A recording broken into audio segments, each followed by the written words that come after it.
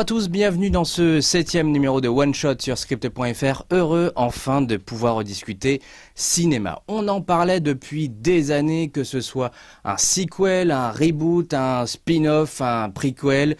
Voilà, Ghostbusters devait, ou pas d'ailleurs, revenir sur les écrans. Sony en parlait, négociait depuis des années.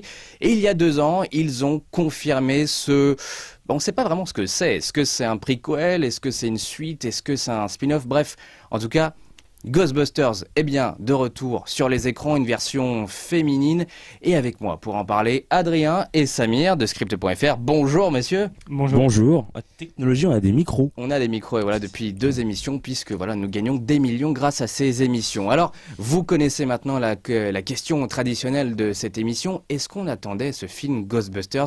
Je vais poser la question d'abord à Samir, qui a l'air de nous trois, je pense, c'est le plus aficionado de cette franchise. En fait, je suis aficionado de Ghostbusters 1, parce que comme tout le monde, j'ai eu 7 ans, comme tout le monde, j'ai regardé la télé à Noël, et à Noël, c'est quoi? C'est évidemment, on met les Ghostbusters avec Maman j'ai raté l'avion, tous ces films, voilà. Mais à chaque fois que je le regarde, c'est toujours la même chose, quoi. C'est toujours cette espèce de sentiment génialissime que j'avais, et que j'ai encore. Et ce que j'attendais, en fait, je l'attendais au tournant.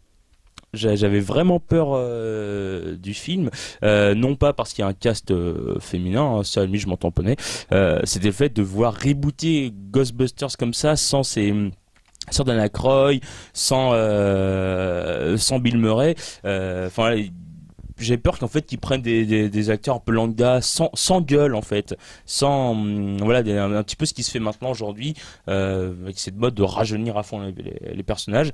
Là non, du coup ils l'ont pas fait, mais j'attendais vraiment en tournant. Et voilà, c'est pas le film que j'attendais de l'année, mais voilà. Adrien, est-ce que tu l'attendais, ce Ghostbusters version 2016?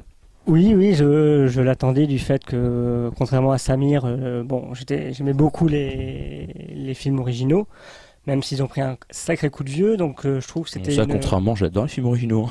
Oui, non, mais je trouve que c'était une bonne idée de repartir sur peut-être un reboot, de refaire quelque chose de nouveau, un côté cast féminin, pourquoi pas. Ça m'a pas choqué, contrairement à ce qu'on a pu lire. Oui, je l'attendais, donc c'est une bonne surprise de l'été. Ouais, j'avoue qu'il y avait une certaine, entre guillemets, excitation à revoir Ghostbusters, puisque c'est, en tout cas, au moins pour le premier, c'est un des j'aime pas trop ce mot culte, parce que finalement, il est employé n'importe comment aujourd'hui. Pas mal, ouais. Mais voilà, c'est un film qui a marqué les esprits, le cinéma, vraiment, la pop culture, les années 80, jeu vidéo, etc. il y a au moins une dizaine de jeux là-dessus, des comics. Le dessin animé était très chouette. Donc c'est vrai que ça donnait envie. Moi, j'étais plutôt impatient, d'autant plus avec les teasers, les trailers. Voilà, je le trouvais pas mal. Je suis pas le plus grand fan de Ghostbusters. Donc voilà, effectivement, quand je suis allé au ciné, c'était plus l'envie on va dire de se détendre. C'est vraiment le synonyme d'un blockbuster d'été, quoi. Donc d'autant plus qu'au final ils ont vendu le film comme une comédie. Alors justement, c'est la prochaine question. Puisque c'est une comédie, est-ce que vous avez rigolé? Alors moi je suis allé voir le film avec Adrien il y a quelques jours. Samir est allé le voir il y a quelques heures maintenant, et j'ai posé cette question à Adrien, parce que il était plié de rire du début jusqu'à la fin quasiment. Adrien, avoue que tu as rigolé pendant ce Ghostbusters. Toi, tu rigoles devant le truc de Oui, j'ai rigolé. Bost, hein. Non, pas du tout. Ah non, pas du tout. Non, mais Non, vraiment, il est assez difficile même à faire rire. Hein, oui. Après, par rapport à ce côté rire en salle, le dernier film où j'ai rigolé, peut-être même plus, c'était pour Albert à l'Ouest, qui était vraiment... C'est vrai que c'est un film, je peux le revoir 1000 fois, mourir de rire. Le film de Seth MacFarlane? Oui, tout à fait. Ah, mais vraiment, on n'est pas pour ce film-là, mais j'ai adoré ce film, j'avais beaucoup rigolé, et j'avais pas revu ça depuis, on va dire, Ghostbusters. Depuis cette version où j'ai passé un bon moment, j'ai rigolé, les blagues s'enchaînent de façon... c'est pas trop lourdingue. Et puis j'étais pas le seul autour aussi, il y a eu quand même pas mal dans le public. Ça rigolait pas mal dans la salle. On allait le voir en avant-première, hein, voilà, en VF. Le public était, il y avait vraiment de tout, autant des jeunes que des aficionados de la franchise, que des gens qui n'avaient rien vu de Ghostbusters par le passé, hommes et femmes. Et c'est vrai que ça a plutôt bien rigolé pendant le film. Ça a bien rigolé. Après, sur le film en lui-même, c'est vrai que on retrouve tous les codes, on va dire, de la franchise, que ce soit la petite scénette d'introduction au début du film, la musique, le post-générique. C'est un peu, ils ont repris vraiment les... Ah, il y a un post-générique. Quand je dis post-générique, c'est les images qu'on voit un peu à la fin. Mais est-ce qu'on a vu le même film? Oui. Je veux dire, non, je parle de Ghostbusters 1, parce que moi les codes, je les retrouve pas du tout. Ah. À part peut-être le côté racisme éthique qui était là, mais sinon les codes, je les retrouve pas. Mais est-ce que t'as ri pendant le Ah film? non, ah non, non. Mais non. pas du tout. Ah non, moi j'ai trouvé ça Mais lourd. est-ce que t'avais envie de rire? Parce que tu l'as dit tout J'avais à l'heure. envie de rire. Parce que tu t'as dit tout à l'heure que t'es allé voir le film justement Oui. en l'attendant au tournant. Est-ce que t'étais pas trop sévère justement par rapport à Je ça? pense que j'étais sévère sur le film, mais pas sur l'humour. Pourtant, l'humour, j'adore rire, j'adore voir les films humoristiques, même les plus cons. Pourtant, alors que Albert Alwes, pour moi, c'est le pire des McFarlane, comme pour beaucoup de gens d'ailleurs. Mais lui, si l'humour avait été drôle, j'aurais ri, j'aurais eu une bonne surprise. Là, non, c'était lourd, des fois un peu vulgose pour rien. Et par exemple, le personnage de Chris Hemsworth, mais au secours, mais quelle insulte! Excuse-moi, c'est de l'anti-intellectualisme primaire. Moi, je trouvais justement que pour une fois, Chris Hemsworth jouait un très bon rôle. C'est peut-être probablement le meilleur rôle de sa carrière, puisque C'est vrai. moi, enfin, c'est mon propre avis. Je trouve que c'est un mauvais acteur.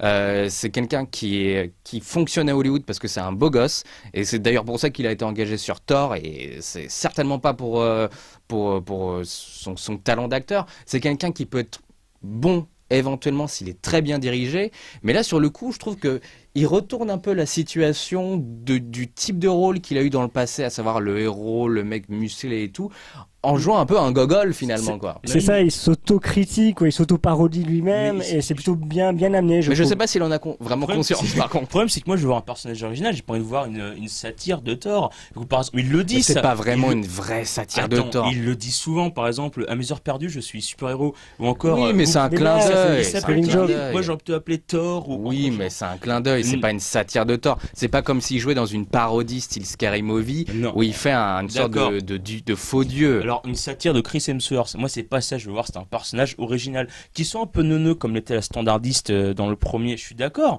Elle était un peu neuneux, mais elle était pas conne. Elle était pas stupide. Au contraire, souvent, elle faisait preuve de jugement. Souvent, elle indiquait aux Ghostbusters des solutions auxquelles elle n'avait pas pensé. Ouais, mais Là, il a dit que rien. Il fait que des conneries sur. En plus, c'est illogique. Personne n'engage quelqu'un d'aussi con. Il fait conneries sur conneries, il répond pas au téléphone. c'est ça qui est drôle, c'est le côté, il est attachant. Moi, à la fin, je trouve qu'il est attachant sur certaines bêtises comme ça. J'avais envie de prendre le marteau et de lui. Enfin, bref. Bah tu vois, c'est toi finalement qui parodie le personnage de Thor en voulant prendre le marteau. Ah, mais la totale, mais je l'aurais fait. Non, mais c'était une horreur. Je trouvais ça hyper insultant. Alors, autant quand ce genre de rôle-là arrive pour les femmes, c'est hyper dégradant pour la standardiste au hasard. Et là, je suis content d'avoir ressenti ce que devait ressentir une femme devant une standardiste débile et sexualisée. Alors justement, moi j'ai envie de parler aussi du restant du cast, puisque c'est ce qui a fait polémique pendant des mois, le fait que l'équipe des Ghostbusters soit une équipe 100% féminine, malgré ce standardiste un peu débile. Qu'est-ce que vous en avez pensé de ce casting avec ces actrices qui sont assez peu connues en Europe, qui sont des stars vraiment du stand-up et de l'humour américain? Qu'est-ce que vous en pensez? Est-ce que vous trouvez que il y a une alchimie qui fonctionne? Alors, j'ai pas envie de faire le comparatif avec l'équipe d'origine parce que je trouve que ce genre de comparatif n'a aucun sens. Ça mène le débat finalement nulle part. Effectivement, le cast de départ marchait. Maintenant, si tu vas dans la rue, tu demandes le nom de 3 acteurs de l'équipe d'origine des Ghostbusters. Je suis pas sûr qu'en fait, mis à part Bill Murray, je suis pas sûr que grand monde arriverait à sortir des noms d'acteurs ou même le nom des personnages. D'autant plus, voilà. Et à ton ami Gon. Qu'est-ce que vous avez pensé, peut-être Samir, tiens, toi qui n'as pas aimé Chris Hemsworth, est-ce que tu as aimé le restant du cast? Oui et non. En fait, je m'en fichais que ce soit une équipe 100% féminine. Moi, ça me posait pas de soucis. S'il y a des équipes 100% masculines, il peut y en avoir des féminines. Hein. Ça, c'est complètement con comme polémique. Non, moi, j'étais inquiet pour un jeu d'acteur. Alors, l'actrice qui joue Patty. Qui est la black mec, parce que c'est comme ça qu'on va parler d'elle maintenant, mec. J'ai trouvé ça j'ai trouvé bonne dans son rôle, mais son rôle était mauvais. Parce que je trouvais que c'est un rôle très raciste, personnellement. Celle qui jouait la remplaçante d'Egon, entre guillemets, un petit peu fofolle, la blonde. Au début, elle me tapait sur les nerfs, mais plus le film avançait, plus je trouvais qu'elle fonctionnait. Maintenant, Abby et Erin, les deux héroïnes, elles, je trouve qu'elles ont plutôt une bonne alchimie, même si leurs personnages sont bizarrement pas super respectés. En fait, je les trouve pas cohérents. Surtout le personnage de Erin. En quoi tu le trouves pas respecté? Pas Je comprends pas. Enfin, je trouve pas son personnage cohérent. D'accord. Je trouve pas dans le sens où elle a l'air très sérieuse tout le bazar. Enfin, celle qui a le plus les pieds sur terre au début du film jusqu'à la moitié du film. Puis après ça se barre en cacahuète totale d'un seul coup. C'est-à-dire qu'après, on va dire que les points sur lesquels elle travaillait et a recherché pendant des années, en fait, s'avèrent véridiques. Donc peut-être qu'il y a une certaine folie, une certaine excitation qui revient, l'excitation qu'elle avait quand elle était plus jeune, bien évidemment. Oui, ça c'est exactement ce que je me suis dit, mais aussi par rapport à son comportement vis-à-vis de Kevin. Chris Hemsworth, qui est pas super, qui est mais si, parce qu'elle joue un perso un peu coincé, tu vois, même ils en parlent pendant le film. Un perso coincé, elle en voit, enfin celle qui envoie le plus de. Mais justement, c'est un peu sexuelle. C'est parce que d'un coup tout se décoince. Mais pour revenir à l'alchimie des quatre, oui, l'alchimie fonctionne plutôt bien. Les personnages, j'aime pas les personnages, mais en tant qu'équipe, elle fonctionne plutôt bien. Ça y a pas à dire. Mais... Adrien, je rejoins l'avis de Samir. C'est vrai que l'équipe fonctionne bien. Bon, c'est un peu stéréotypé par personnage, mais finalement, on s'en moque un peu parce que elles jouent chacun leur rôle de façon assez drôle. Et c'est la seule, je suis pas d'accord au niveau des stéréotypes, quoi. Ils essaient de faire un film pour casser les stéréotypes. Ouais, mais bon, c'est obligé un peu de passer par là pour ce genre de petite team, quoi. Je suis pas sûr qu'ils essayent de faire un film pour casser les stéréotypes. Là-dessus, je suis pas d'accord. On le sait bien que voilà, aujourd'hui, Hollywood, les majors hollywoodiennes ont enfin compris que le public féminin est un public qui est d'autant plus important pour les succès des blockbusters et essayent de taper, entre guillemets, pardon de l'expression, mais sur un public féminin pour ramener d'autres personnes qui n'allaient pas forcément sur ce genre de film. En l'occurrence, on verra comment fonctionne Wonder Woman, mais tu vois bien que si Wonder Woman l'année prochaine est un carton, et je pense que ça va bien aussi d'ailleurs, il y aura énormément de films avec des héroïnes et un peu moins avec des héros. Donc je suis pas sûr que Ghostbusters est un film pour casser les stéréotypes, parce que de toute manière c'était un blockbuster, donc de base il a des stéréotypes. Oui, mais alors là le coup du stéréotype avec Patty, il est juste, je suis d'ailleurs beaucoup de gens autour de moi, notamment aussi sur la blogosphère, comme dit Nico Salagas, en parle énormément. Avoir bizarrement trois scientifiques, toutes les trois blanches qui se passent très bien, et d'après, bizarrement, celle qui bosse dans le métro, celle qui est gangsta, c'est la blague de service qui vient de sortir plein de vannes, plein de catchphrases comme Eddie Murphy à son époque, c'est-à-dire je suis swag, je vais te niquer ta race, elle le dit. Mais est-ce que tu vois, c'est forcément raciste ou c'est cliché? C'est pas pareil quand même à mon sens. Là, ça allait dans le sens où j'aurais préféré que ce soit qu'il n'y ait qu'un casting caucasien et qu'on les laisse en dehors. Parce que, on dit oui, il y a 20 ans, c'est pareil. Mais il y a 20 ans, les gars, il y a 20 ans, aujourd'hui, les noirs sont présidents et les blancs font du rap. Faut arrêter un petit peu. Moi, franchement, je me suis senti insulté. Et c'est rare que je rentre dans ce point de vue, parce que d'habitude, je m'en fiche un peu. Le côté gangsta qu'ils ont mis dans Suicide Squad de Deadshot, qui était un peu plus in the hood, comme on le voyait, ça m'a pas choqué, ça m'a pas posé de problème, c'était plutôt cohérent. Là, je trouve ça limite gratuit. Je trouve ça très gratuit, puis non, en plus c'est vraiment habillé comme une grosse pouffe pendant tout le film, avec les trucs de chez Tati partout. Non, c'était vraiment... Et puis moi je pense que c'est Laura Tagbo qui a doublé, hein. Je suis pas sûr de ça. Je ne sais pas, si vous avez des infos, n'hésitez pas à nous envoyer un petit commentaire. Gloria, parle-nous. C'est vrai que dans le casting, moi j'ai beaucoup apprécié la petite la geekette là.